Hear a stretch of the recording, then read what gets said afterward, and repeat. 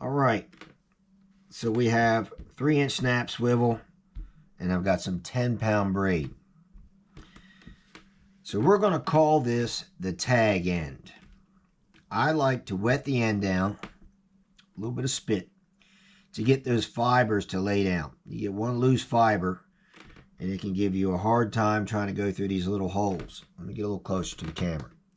So with the tag end, now let me point this out too. This is a swivel, a true swivel. So it just spins around and around. The reason I'm mentioning that is you need to hold that still, because we're going to be wrapping this around, and if you're not holding it, it will unwrap itself. So you start by putting the tag end through the eyelet, and I like to pull 3 or 4 inches, maybe 5 out. And then again, look, I'm going to pinch this still so it doesn't spin while I'm wrapping the line.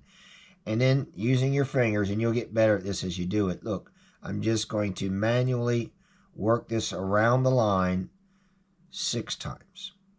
And I'm not really counting here, so forgive me if it's 5 or if it's 7. That looks good to me. Again, don't let go of the swivel or it's going to unwrap itself.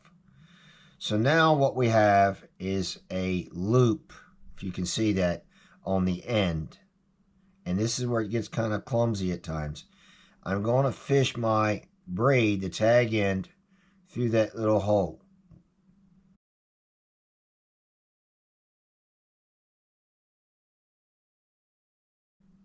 Okay. Now, if this was a clinch knot, you would just pull it tight right here, but that doesn't work very well on braid. So the improved clinch knot is you go back through the other loop, like so.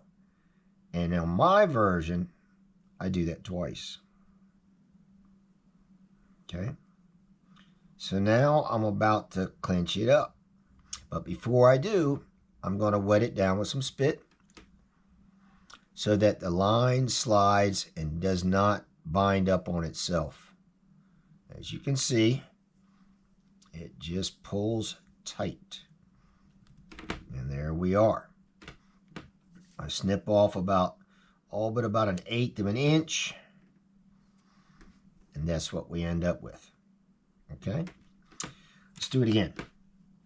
So on this side, I've already got my lure set up, which in this case is a jig with a trailer and one of my custom-made skirts that I've trimmed to make it look like a big hairy bug. A lot of success with this particular jig. All right, so let's do it again.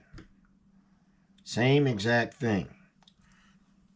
Put a little spit on the end to get those fibers to lay down, and I'm going to thread through the hole.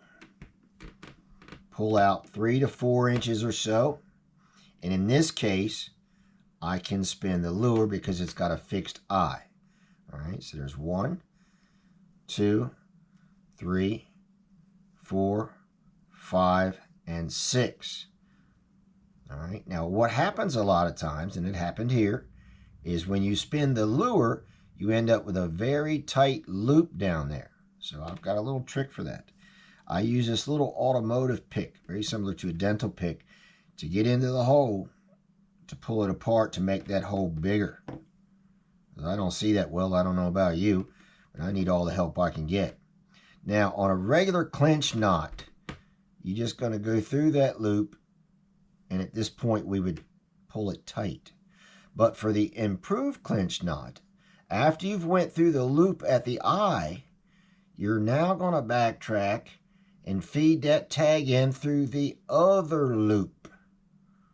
And you pull that tight for the regular clinch knot. But for my new and improved clinch knot, I go through this, and I know it's hard to see, I go through that loop 2 times. Okay, there we go. And then I'm going to cinch it. But before I do, I'm going to put a little spit on it, give it some lubricant, so that when it starts to cinch up, it doesn't bind up on itself early. All right, there you have it. So now I'm ready to go fishing, and I'm not worried about my knot coming undone.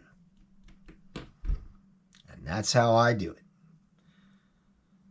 Thanks for watching another episode of the Scoochie Moffit Show. More fishing, less bitching. I'll see you on the next one.